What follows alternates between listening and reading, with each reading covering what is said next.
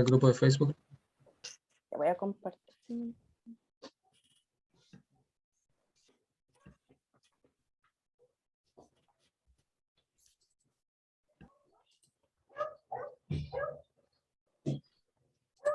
Ya.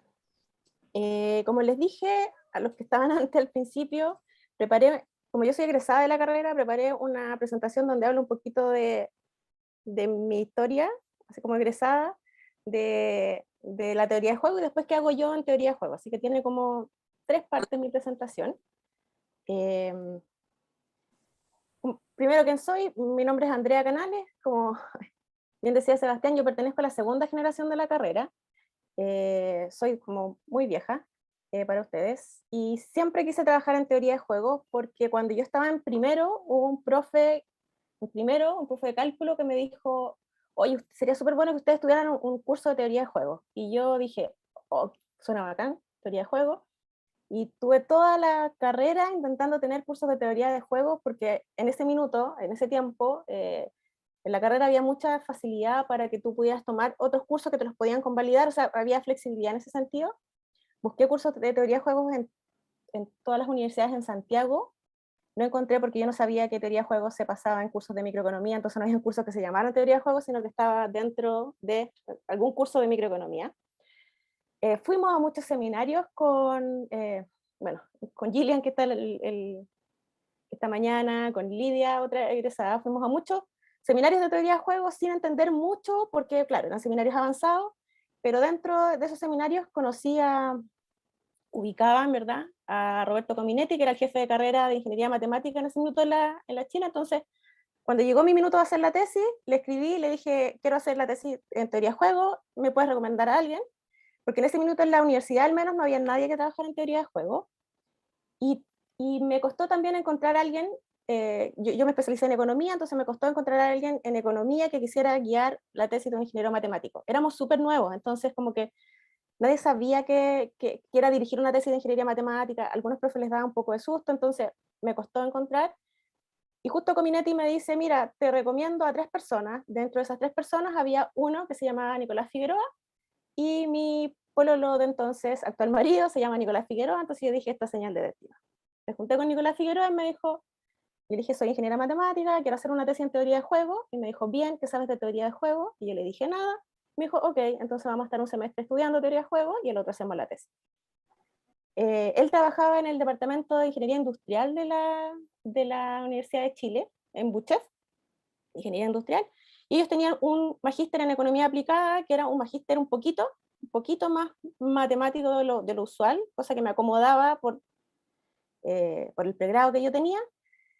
Entonces una vez que terminé la carrera, entré al magíster en economía aplicada, ahí llega Joaquín, que es mi primer hijo, por eso está ahí entre paréntesis, y los dos, básicamente embarazadas, terminamos este magíster, y yo nunca había pensado en hacer un doctorado, sentía que hacer un doctorado era para gente muy, muy inteligente, y yo no me consideraba particularmente inteligente, pero me di cuenta que en el magíster me fue bien, todos mis compañeros querían doctorarse, y yo sentía que yo tenía el nivel de mis compañeros, entonces decidí entrar a un doctorado.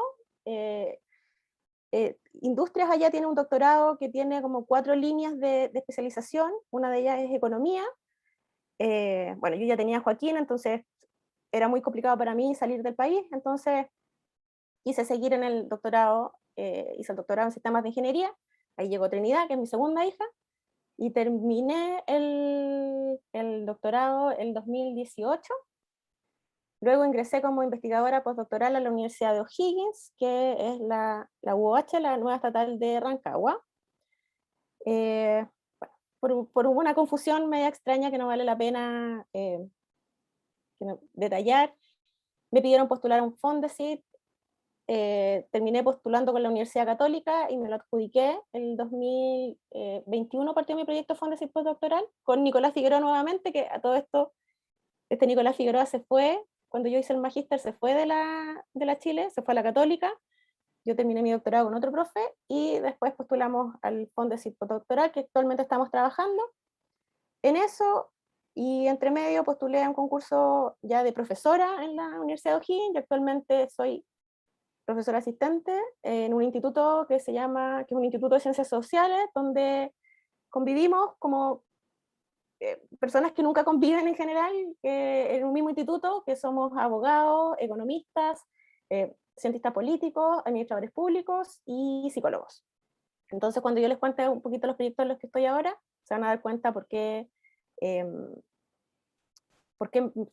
no digamos que me he desviado un poquito de la economía, pero tengo proyectos más multidisciplinarios de lo que un economista usualmente tiene. Entonces, ¿qué es la teoría de juegos? Yo no sé si todos tienen cursos de economía hasta el momento, pero voy a asumir que no, para que esto lo puedan entender desde alumnos de primero hasta los de último año. Y la teoría clásica económica asume que los agentes toman decisiones sin considerar el resto. ¿Ya? De hecho, la mano negra de Adam Smith nos dice que la economía se organiza con puros agentes tomando decisiones súper independientes sin considerar a los demás, pero el resultado es tal que es como si todos sí consideráramos al resto. ¿Ya? Esa es la famosa frase de la mano negra de Adam Smith. Pero sin embargo, hay muchas situaciones donde nuestras decisiones sí impactan o sí se ven impactadas por las decisiones que toman los demás. Hay muchos ejemplos que vamos a ver más adelante, pero para pensar en cosas más sencillas, por ejemplo, cuando ustedes iban, o los que alcanzaron a ir presencialmente a la universidad, seguramente toman decisiones en cómo irse a la universidad, si tomar metro, si tomar micro, si irse en bicicleta, si usar algún colectivo, irse caminando. Todas esas decisiones dependen un poquito de los demás, de lo que ustedes esperan que van a hacer los demás. Si todos decidiéramos usar el metro un día, seguramente generaríamos un caos. Por eso algunos prefieren tomar metro, otros prefieren tomar micro, otros prefieren, etc. Ya los que tengan decisiones van a tomar sus decisiones considerando lo que hacen los demás. Por ejemplo, nosotros con Sebastián teníamos, cuando estábamos estudiando, teníamos la beca de almuerzo, y la beca de almuerzo significaba que a la 1 el casino estaba lleno, por lo tanto siempre decidíamos adelantar nuestro almuerzo, irnos un poquito antes, o uno se iba a hacer la fila antes porque anticipábamos que todo el resto iba a llegar todo junto al casino a cierta hora. ¿Ya? Eso quiere decir que nosotros sí tomamos, o que sí, nuestras decisiones se ven impactadas por lo de los demás, y eso se denomina interacción estratégica, ¿ya? Porque nosotros tenemos que de alguna forma intentar reaccionar o anticipar las decisiones de los demás. Desde el punto de vista formal, ¿ya? Un juego es una tripleta que contiene 3 ingredientes. Primero, tengo que saber quiénes son los jugadores, ¿ya? Jugadores, los voy a enumerar de 1 a n. Tengo que saber cuáles son las acciones disponibles para cada jugador, ¿ya? Cuáles acciones puede escoger dentro de un espacio de estrategia. Y un perfil de estrategia va a ser una estrategia S, donde es un vector básicamente que en cada componente me indica qué decisión tomó cada uno de los jugadores, del jugador 1 hasta el jugador n. Y eso obviamente vive en el espacio S, que es el producto cartesiano de todas las... el producto cartesiano de todos los espacios de estrategias de cada jugador, ¿ya? Y la interacción estratégica se basa principalmente en esto: los pagos de cada jugador, el pago de algún jugador y es una función que va desde este espacio cartesiano a los reales, que quiere decir que mi pago depende de lo que hace el jugador 1, de lo que hace el jugador 2, hasta lo que hace el jugador n. ¿Ya? Es decir, mi pago no depende solamente de lo que yo escojo, sino que también depende de lo que escogen los demás jugadores. Esto se puede extender en varios sentidos, pero primero, ¿cuáles son los elementos básicos de un juego? Primero tenemos supuestos sobre los jugadores. Nosotros en general asumimos que los jugadores son racionales, es decir, son jugadores que maximizan utilidades, pero no siempre puede ser así. A veces podemos suponer que los jugadores no son racionales, pero si vamos a suponer que los jugadores no son racionales, tenemos que especificar en qué sentido no lo son. A lo mejor están maximizando otra cosa, otra es su función objetivo. Tenemos que ser capaz de modelar ese tipo de cosas. Tenemos que tener claro el ambiente estratégico, que era lo que yo les mencionaba, quiénes son los jugadores, sus posibles acciones y sus pagos. Y también tenemos que considerar las reglas del juego. Por ejemplo, ¿cuál es el horizonte en que se va a dar esta interacción estratégica? ¿Es una interacción estratégica que se da una sola vez o es una interacción estratégica que se repite en el tiempo? ya que se da más de una vez. Si es una sola vez, decimos que es un one shot. Si no, podemos pensar que es un juego repetido. Después tenemos que pensar cuál es la naturaleza de la interacción. O sea, los jugadores están tomando todas las decisiones a la misma vez, es un juego simultáneo, o hay algunos jugadores que toman decisiones primero y otros después, y así se van alternando. Y por último, otra cosa que es bien clave es cuál es la información disponible. Es decir, cuando yo voy a tomar la decisión, ¿todos tenemos exactamente la misma información? ¿O hay jugadores que están más informados que otros a la hora de tomar decisiones? ¿Ya? Es decir, si la información es simétrica, quiere decir que todos tenemos exactamente la misma información. Y si es asimétrica, quiere decir que hay alguien o hay algunos jugadores que están más informados que el resto. ¿Ya? Todas esas son variaciones y nos permiten modelar una infinidad de situaciones estratégicas que ahora yo les voy a mostrar muy poquititas, pero si alguien se interesa o me puede escribir o puede investigar, por supuesto. Porque también trabajo en estas cosas, les voy a explicar un poquito qué es o sea, cuál es el objetivo de la teoría de juego y cuál es el objetivo del diseño de mecanismos. Nosotros, ¿para qué intentamos modelar interacciones estratégicas o este tipo de cosas? Uno de los principales objetivos es intentar hacer una predicción del comportamiento. O sea, dado esta situación estratégica, ¿qué es lo que van a hacer los agentes? Esa predicción nosotros lo llamamos equilibrio, y el concepto más conocido es el llamado equilibrio de Nash, ¿ya? Que les voy a explicar en un ratito de qué se trata, pero en el fondo estamos tratando de predecir cuál va a ser el o los resultados de una interacción, el o los resultados del juego. El diseño de mecanismo es como dar vuelta a este problema. Cuando yo diseño una interacción estratégica, yo puedo calcular los equilibrios y puedo predecir lo que pasa. El diseño de mecanismos, al contrario, intenta establecer las reglas del juego para alcanzar algún equilibrio en particular. Es decir, cómo yo puedo modelar esta situación para obtener algún resultado deseable como equilibrio. Que ese resultado que yo estoy esperando sea un equilibrio del juego. ¿Ya? Actualmente tengo proyectos como en teoría de juegos y en diseño de mecanismos, por eso les quería explicar un poquito lo que hace el diseño de mecanismos, para ver si se puede entender unas cosas que les quiero contar más adelante. Entonces, les voy a contar el dilema del prisionero, porque es el ejemplo más clásico de teoría de juego. Y de aquí quiero intentar motivar el resto de la presentación. ¿Qué es el dilema del prisionero? Hay muchas historias del dilema del prisionero, dependiendo del libro que tomen, pero básicamente la idea es la siguiente.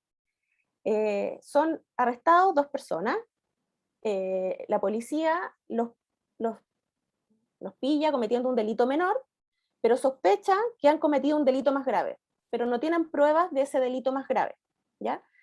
Solamente tienen evidencia de que han cometido un delito menor. Entonces, la policía necesita que confiesen estos dos sospechosos, y para ello los separan dos celdas y les ofrece el siguiente trato. Les dice, si ninguno confiesa haber hecho este delito mayor, entonces los dos se van a ir a la cárcel 6 meses. Si los dos callan y ninguno confiesa el crimen, ambos se van a ir solo 1 mes a la cárcel, pero si uno confiesa y el otro no, el que confiese se va libre y el que no confesó y que decidió guardar este secreto se va 9 meses a la cárcel. ¿Ya? Esa es la situación. Estos juegos donde dos jugadores tienen que tomar una decisión simultáneamente y tienen poquitas,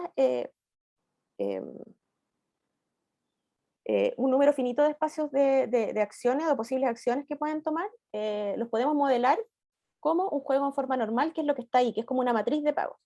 Entonces, fíjense, ¿qué tenemos acá? ¿Quiénes son los jugadores, los sospechosos, o en este caso, como está ahí, el preso 1 y el preso 2? ¿Cuáles son las acciones que ellos pueden tomar? Bueno, las acciones son callar o confesar el crimen. ¿Y cuáles son los pagos? Como bien les contaba, los pagos dependen de lo que haga yo, si yo confieso o no confieso, y de lo que haga mi compañero de delito que está en la otra celda, que yo no sé lo que está haciendo. Entonces, fíjense que en esta matriz de pago hay un jugador que siempre lo podemos ordenar por fila, que en este caso es el preso 1, que estoy marcando con rojo sus posibles acciones, y hay otro jugador que escoge en columnas, ordenó sus acciones en las columnas de esta matriz, que es el preso 2, y sus acciones son callar y confesar. Entonces, los pagos de cada uno los voy ordenando dentro de esta matriz de pagos, y en particular aquí les puse con rojo cuáles son los pagos de cada uno. Como les decía, si ambos se callan, se van un mes a la cárcel, por lo tanto, ahí pierden uno cada uno. Si ambos confiesan, se van los dos 6 meses a la cárcel, por lo tanto pierden 6 cada uno. Pero en el caso de que uno confiese y el otro decida callarse, entonces el que confiesa, que en este caso es el preso 1, se va libre, está 0 meses en la cárcel, y el que cayó se va 9 meses a la cárcel. O en el otro caso, si es que el preso 1 decide callarse y el preso 2 decide confesar, el preso que decide callarse, que es el preso 1, se va 9 meses a la cárcel, y el que confiesa se va libre. ¿Ya? Entonces, ordenamos eh, esta interacción estratégica en esta matriz de pago. Pero como les decía, nuestro objetivo es intentar tener una predicción de este juego.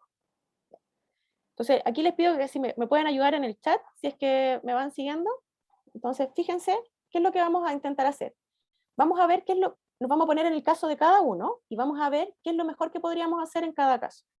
Supongamos que somos el preso 1. Y supongamos que sabemos que el preso 2 se va a callar. ¿Qué preferiríamos hacer nosotros? ¿Callar e irnos un mes a la cárcel, o confesar e irnos libres? Ahí voy a mirar. Confesar, ¿no es cierto? Entonces yo, si es que sé que el preso 2 se va a callar, yo prefiero confesar y me voy libre. Si sé que el preso 2 va a confesar, ¿qué prefieren hacer ustedes? ¿Callar, irse 9 meses a la cárcel, o confesar e irse 6? Confesar también, ¿verdad?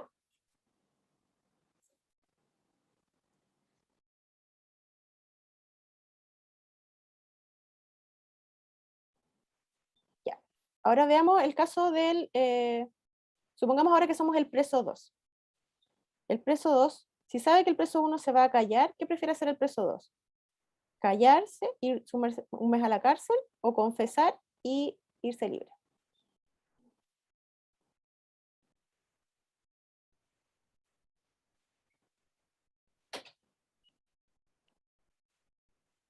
Cuando me callo me voy un mes a la cárcel, pero cuando confieso me voy libre inmediatamente. Siempre confesar.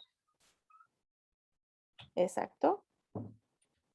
Y acá, si sé que el preso 1 va a confesar, si me callo me voy 9 meses a la cárcel, pero si confieso me voy 6, por lo tanto prefiero confesar.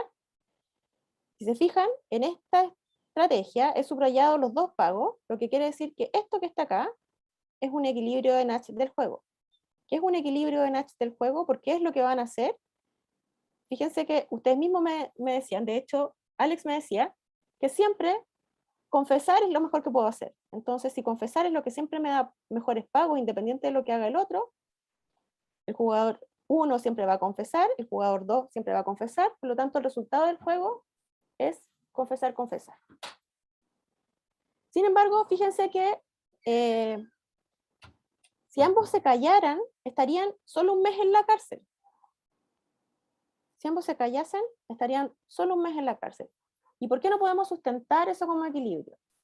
Nuevamente, porque yo les preguntaba, ¿qué hago si es que sé que el otro se va a callar? Bueno, si el otro se va a callar, yo confieso, yo prefiero confesar, o acá confesar, y me voy libre, y el otro se queda en la cárcel. ¿Qué quiere decir esto? Que en esa estrategia hay mucho riesgo o muchos incentivos a desviarse. Un equilibrio es una estrategia donde yo no tengo incentivos a desviarme. Como ustedes ven acá, no es necesariamente la estrategia que me da mayores pagos, sino que es una estrategia donde yo no me quiero mover, porque como dice Alex también, puede ser muy riesgoso. ¿Ok? Este juego también, si lo queremos pensar en cosas más económicas, también podemos pensar que este juego es parecido al juego de la colusión. ¿Cuál es el juego de la colusión? Tengo dos firmas que venden un bien homogéneo. ¿Qué significa un bien homogéneo? Es un bien que todos los consumidores compran de la opción más barata. Todos los consumidores creen que estas dos empresas venden básicamente lo mismo, por lo tanto yo le compro el más barato. Entonces las firmas tienen que decidir si cooperar o no en un acuerdo colusivo, que quiere decir si fijamos un precio alto o un precio bajo. ¿ya? Si ambos fijan un precio bajo, no tienen ganancias. Si ambas firman un precio alto, tienen una ganancia, perdón, de una cada una. Pero si una fija un precio bajo y acá es alto. Si una fija un precio alto y la otra firma está fijando un precio bajo, fíjense que la firma que fijó un precio bajo se va a llevar toda la demanda y va a ganar 2, y la firma que fijó un precio alto está perdiendo porque tuvo que producir algo y no lo vendió, entonces al final termina perdiendo. Si hacemos un poquito el mismo análisis que hicimos con con el dilema del prisionero, nos vamos a dar cuenta que si la firma 2 va a fijar un precio bajo, la firma 1 también prefiere responder con un precio bajo y así van a 0 en vez de perder 1. Y si la firma 2 va a fijar un precio alto, la firma 1 también prefiere fijar un precio bajo porque le va a quitar toda la demanda fijando un precio bajo, va a ganar 2, y la firma 2 que fijó un precio alto no va a vender nada. Si hacemos exactamente lo mismo, pero ahora nos ponemos en el lugar de la firma 2, ¿qué va a ser la firma 2? Si la firma 1 va a fijar un precio bajo, la firma 2 también prefiere fijar un precio bajo porque así gana 0 versus si fija un precio alto pierde, gana 1. Y si la firma 1 va a fijar un precio alto, entonces la firma 2 prefiere responder con un precio bajo y le quita toda la demanda. ¿Qué estoy diciendo ahora? Al contrario que lo anterior, estoy diciendo que precio bajo-bajo es un equilibrio de Nash del juego, ¿ya? Pero eso es raro porque yo les dije, o sea, no les dije, ustedes observan en las noticias que las firmas sí se coluden, sí existe la colusión y yo estoy diciendo que es equilibrio de Nash que las empresas no se coludan. ¿Cómo nosotros desde la economía explicamos eso? Lo explicamos porque este juego, como yo les decía, es un juego que es un juego simultáneo. Las dos firmas deciden fijar precio alto y precio bajo y nunca más se ven. Así como lo tenemos planteado aquí, es algo así, nunca más se ven. Pero en la práctica, las firmas compiten todos los días, todos los periodos. De hecho, no saben cuándo van a dejar de competir. No saben cuándo una empresa va a quebrar, no lo pueden anticipar. Cuando la interacción es repetida y yo no sé cuándo va a terminar, decimos que es un juego repetido infinitamente. No porque de verdad vaya a ser repetido infinitamente, sino que porque yo no desconozco el horizonte del juego. Y cuando ya la interacción es repetida, fíjense que acá qué pasaba. Si yo fijaba un precio bajo, le quitaba toda la ganancia a la otra firma. Cuando las firmas se coluden y deciden fijar un precio alto, las estrategias de colusión dicen que si nos vamos a coludir siempre y cuando las dos cumplamos el acuerdo. Si es que alguien se desvía, el acuerdo se acaba y dejamos de cooperar para siempre.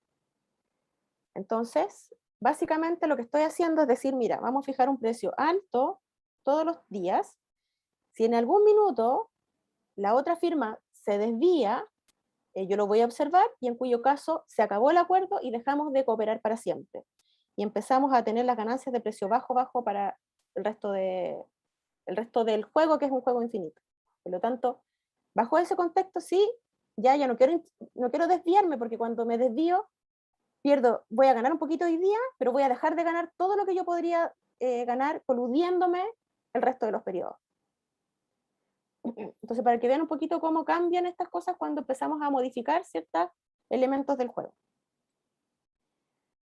El juego de las elecciones no se llama propiamente así, pero para que tengan una idea, la gente también utiliza teoría de juegos en economía política y asume que vamos a pensar que esto es como la ultra izquierda, esto es la ultraderecha, y acá podemos suponer que uniformemente se distribuyen todos los votantes y tenemos dos candidatos que deben decidir dónde posicionarse, ¿ya? Si un candidato se posiciona, por ejemplo, acá tenemos un candidato, y acá tenemos otro candidato, oh, ya, ahí tenemos otro candidato. Fíjense que la persona cuya ideología política lo ubica por aquí, o sea, más cerca de la derecha, va a votar por este candidato, porque se parece más a lo que él piensa, porque este candidato está muy lejano a lo que tú piensas, este candidato que está acá, este candidato de izquierda, y aquí está un candidato de derecha, ¿ya?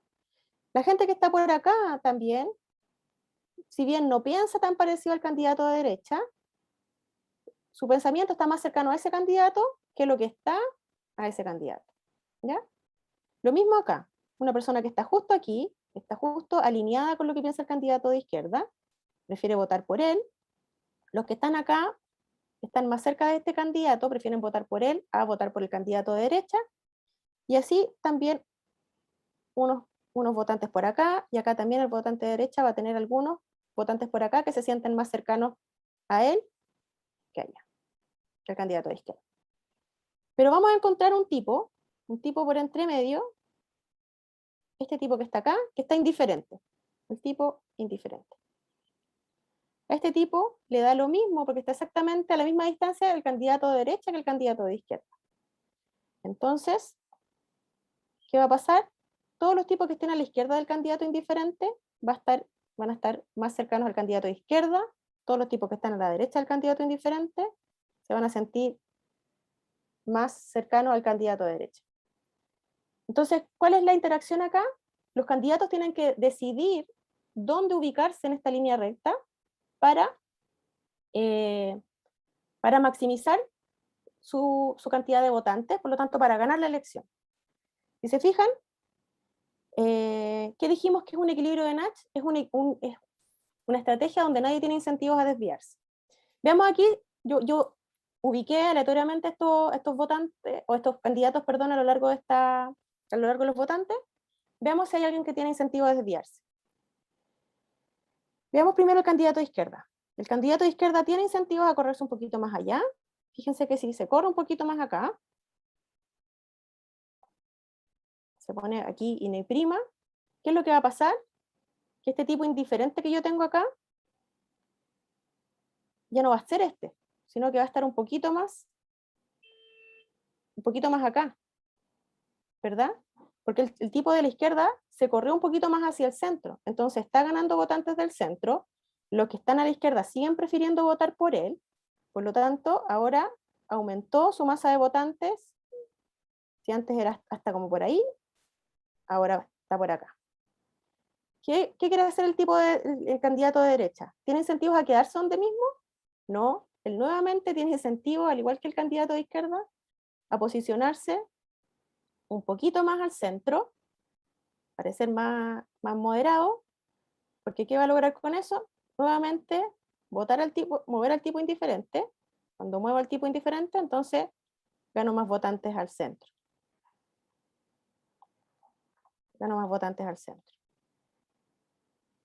Y esto lo podemos iterar hasta que vamos a encontrarnos con el equilibrio de Nash desde el juego, que justamente que ambos candidatos se van a posicionar al centro, y van a maximizar su probabilidad de ganar. Y ahora, esto tiene, sí, los dos, como dice Joaquín, los dos justo al medio. Esto tiene correlato con la realidad. Si ustedes se fijan, cada vez que un candidato empieza a ganar más en las encuestas, más al centro se va posicionando, porque efectivamente así puede ampliar su capacidad puede ampliar sus votantes y logra logra así poder ganar la elección. De hecho, Piñera, la primera vez que postuló, justamente lo que hizo fue eso.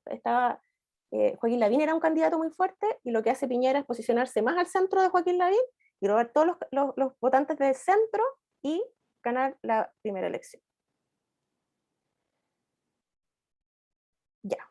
Y para hablar un poquito de diseño de mecanismo, bien chiquitito, un problema clásico de regulación, regulador, pensemos en el Estado, es la regulación de monopolio. Al Estado le gustaría fijarle el precio al monopolio, de manera de que siempre pensemos que el Estado está interesado en que los consumidores no perciban precios muy altos, nosotros los consumidores finales.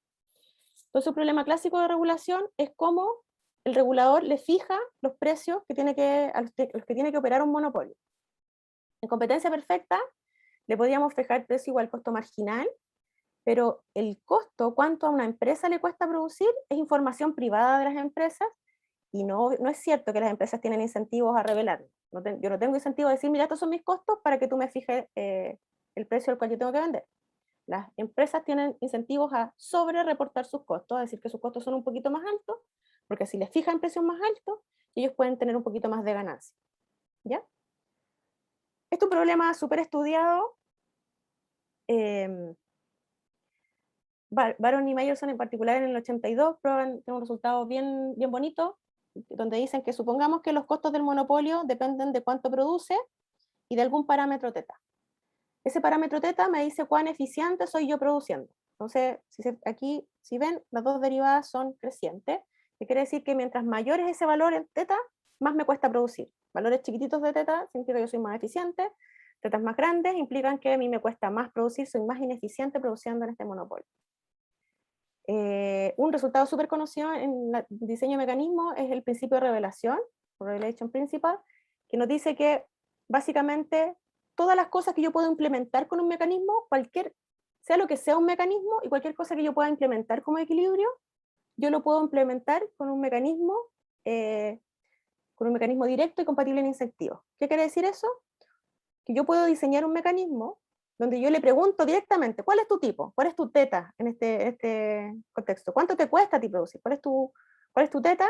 Y el tipo me lo va a revelar verdaderamente. Yo puedo hacer eso, existe una manera de hacerlo, pero básicamente cualquier cosa que yo pueda implementar, la puedo implementar con un mecanismo directo y compatible en incentivos. Entonces, Baron y Meyerson prueban que yo le puedo preguntar yo puedo diseñar un mecanismo donde yo le digo al monopolista, yo le digo, mira, tengo un menú de opciones, tú escoge el que tú quieras. Ese un menú es, dado un teta, dado que tú estás diciendo, este teta, esto es lo que tienes que producir y esto te voy a pagar, te voy a transferir por producir ese nivel de producción. Este es Q y este es T. ¿Ya? Y existen varios Q y varios T para los distintos valores de teta. Y básicamente tú me tienes que decir cuál es tu teta, y yo te digo, y aquí están los contratos, tú los puedes ver, y te voy a asignar el que corresponde a ese valor que tú me estás reportando. Ellos prueban que existe un mecanismo de esa forma, tal que el monopolio revela verdaderamente sus costos, y la transferencia, eso sí, la transferencia que le voy a hacer tiene que ser bien específica. Tengo que pagarle lo que le cuesta producir, más un extra que se llama renta informacional, porque le estoy pagando por esta información privada que tiene. Pero básicamente existe, si esto no se entiende, el mensaje solamente existe una forma de que la persona me revele realmente su tipo, y eso es un problema como bien estudiado. ¿Para qué les conté todo esto? Para poder contarles qué estoy actualmente, cuáles son mis como proyectos de investigación. En primer lugar, como les contaba, estoy en un instituto de ciencias sociales donde conocí a un cientista político que estaba interesado en estudiar el clientelismo, es como qué cosas determinan que los partidos compren votos, o que los votantes, él documenta, el estudiado que en algunos casos son los votantes quienes salen a buscar a los partidos para decirle, mira, ¿qué me das a cambio si que yo voto por ti? Entonces, para eso implementamos lo que se llama un experimento, que básicamente diseñamos un juego y hacemos que la gente vote en los computadores, o sea, juegue esta interacción estratégica en computadores. De hecho, lo hicimos con un centro que tiene la USACH, que es el Center of Experimental Social Science, de que está en la FAE. Por medio de ellos implementamos esto, y básicamente estamos estudiando cuáles son los factores que determinan que tú compres o no un voto. Y por ejemplo, estamos estudiando ahora la base de datos del vote buying, donde los partidos salían a buscar o sea, son personas que tienen que jugar el rol de partido y tienen que ver cómo interactuar con un votante para ver si ganan la elección. Y lo interesante que estamos encontrando, que es súper contraintuitivo, es que los partidos ganadores, los partidos que van a la segura, son los que más compran votos. No los partidos que van perdiendo, ni los partidos que les falta están así como que son pivotales, es decir, que le falta un votante para ganar la elección. No, son los partidos que están, que van ganando la elección, son los que compran, y compran más caro los votos. El segundo proyecto que está ahí es un proyecto que está diseñado con todas las investigadoras del Instituto de Ciencias Sociales, donde queríamos hacer un proyecto como de género, y queríamos estudiar el fenómeno del acoso sexual en general, y para eso hicimos varios mini proyectos como pensando en la expertise de cada una, y yo estoy en uno en particular, donde también diseñamos una tarea que también tiene que resolver en un computador o en el celular, y básicamente estamos estudiando cuál es el rol de las expectativas en la probabilidad de denunciar. O sea, si tú... No les quiero contar nada más porque además me gustaría pedirles, porque vamos a lanzar este estudio, si quieren ayudarme con me dan sus correos y yo les puedo compartir este estudio y después si quieren los resultados. Eh, pero básicamente estamos tratando de estudiar eso, cómo afectan las expectativas en tu probabilidad de denunciar un acoso sexual o no. ¿Ya? Y esto lo estamos estamos haciéndolo transversal, es decir, tanto hicimos una encuesta de acoso sexual para hombres y mujeres de la región de O'Higgins, así que si me pueden ayudar con este otro experimento, se los agradecería un montón. Lo otro que estoy trabajando con unos compañeros de ingeniería ya, es que el proceso de generación de opiniones que se dan en redes sociales también tiene cierta modelación con teoría de juego, y estamos, en general, en la formación de opiniones se observa que hay muchos bots, o sea, como que de repente aparecen bots que te dicen cosas, ¿ya?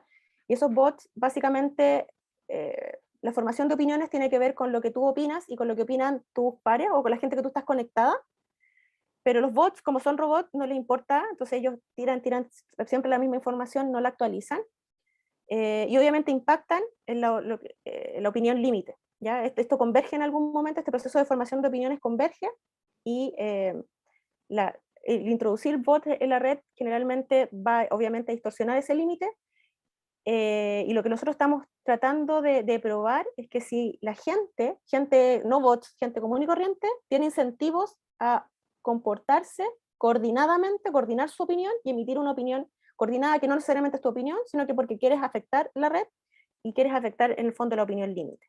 ¿Ya? Estamos intentando modelar ese tipo de cosas. Y por último, el proyecto del Fondesit, que les quería comentar. Les voy a comentar siempre como desde el leading example, que es como que nos llevó a pensar esto. En esta idea de regulación, generalmente el principal se enfrenta a un regulador, pero a un regulado, perdón, el regulador y el regulado interactúan. Sin embargo, hay algunos casos donde los mercados se integran verticalmente, es decir, que hay una firma que le vende a otra y esa otra le vende a los consumidores finales que somos nosotros. Entonces, cuando el regulador regula una firma, no puede regular a la que está aguas abajo, y por lo tanto pierde poder en influir el precio que van a observar los consumidores finales. Un ejemplo, el ejemplo que motiva de hecho este paper es cuando el Estado, por ejemplo, le pide a una empresa que construya el aeropuerto de Santiago y además después lo tiene que operar. El aeropuerto después tiene que interactuar con las aerolíneas, y las aerolíneas son las que te fijan a ti el precio final. Entonces, ¿qué tiene que hacer el regulador? El regulador le pide ¿qué debiera hacer, qué debiera pasar para que tú como consumidor observaras un precio bajo? Debieras tener un aeropuerto muy grande que permita que muchos aviones lleguen a ese aeropuerto, que haya mucha oferta, por lo tanto los precios pueden ser más bajos. Sin embargo, el regulador podría decirle a la empresa, la empresa que aquí llamo upstream, pero que en el fondo es el aeropuerto, podría decirle, oye, haz un aeropuerto súper grande. Pero el aeropuerto después en la práctica, cuando opere, puede tener habilitadas poquitas puertas, por lo tanto no se va a cumplir el objetivo del principal, ¿ya? Que es que haya muchos aviones operando en el aeropuerto y por lo tanto nosotros como consumidores finales observemos un precio bajo por volar. Y en particular, como son regulados, también ellos tienen información privada. Asumimos que el aeropuerto tiene información privada sobre sus costos también, como les mencionaba anteriormente, y la aerolínea puede tener información privada acerca de la demanda. Solo ellos conocen la demanda, entonces ellos saben si es alta, si es baja, etc.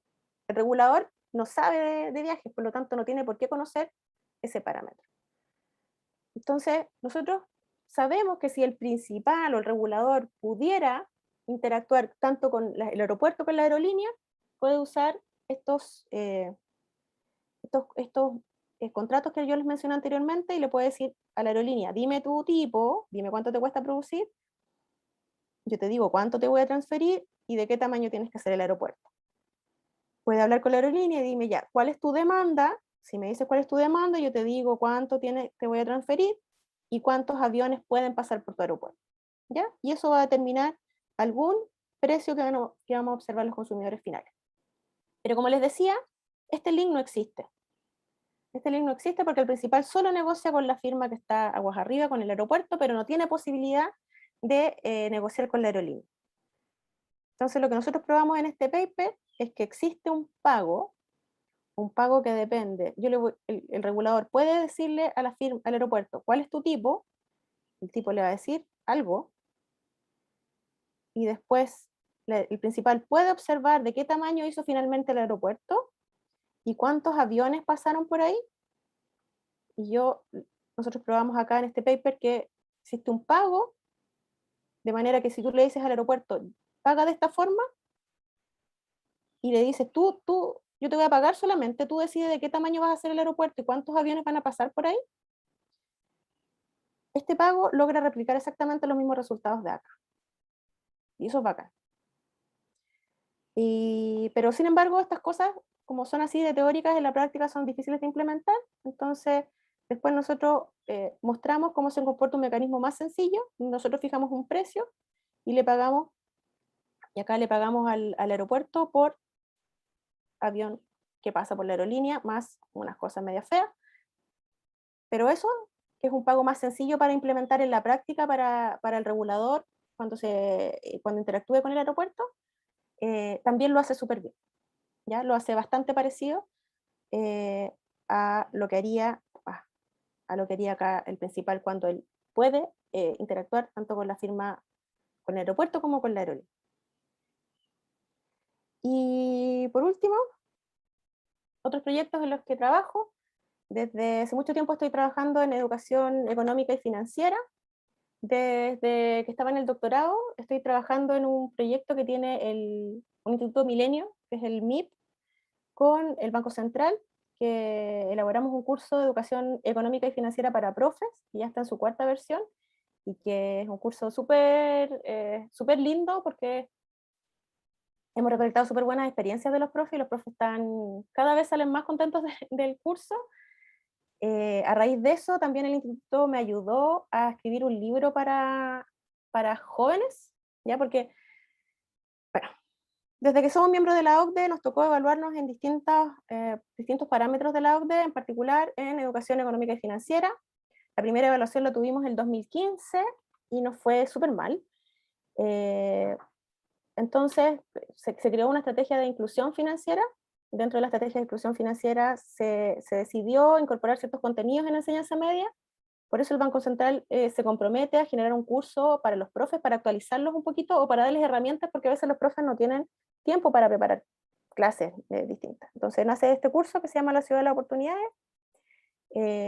Después tuve la oportunidad de escribir este libro que se llama Microeconomiqué. Microeconomiqué es para alumnos de enseñanza media principalmente, y toca conceptos de microeconomía que ellos ven en primero medio y en un electivo que se llama Economía y Sociedad, que no sé si alguno de ustedes, no hay alguien de primero que alcanzó a tener ese electivo, porque creo que se está implementando hace como 2 años solamente. Y producto de eso también, de estos dos otros proyectos, me invitaron a participar en un proyecto que tiene la Facultad de Economía y Negocios de la Chile y la Asociación de Bancos e Instituciones Financieras, que es la BIF, que es un proyecto así de educación financiera mega grande, porque incorpora profes, emprendedores, público general, y en un inicio adultos mayores, pero los descartamos por pandemia, porque no podemos llegar a los adultos mayores online, básicamente. Después lo queremos retomar, que se llama Mi Barrio Financiero, y si quieren más info pueden verla en mibarriofinanciero.cl. Y eso. Espero no haberlos aburrido. Para nada. Bueno, pasamos a las preguntas. ¿Alguien tiene dudas o alguna pregunta que hacer? Que levante la mano. O que abra el micrófono, hable. Felipe.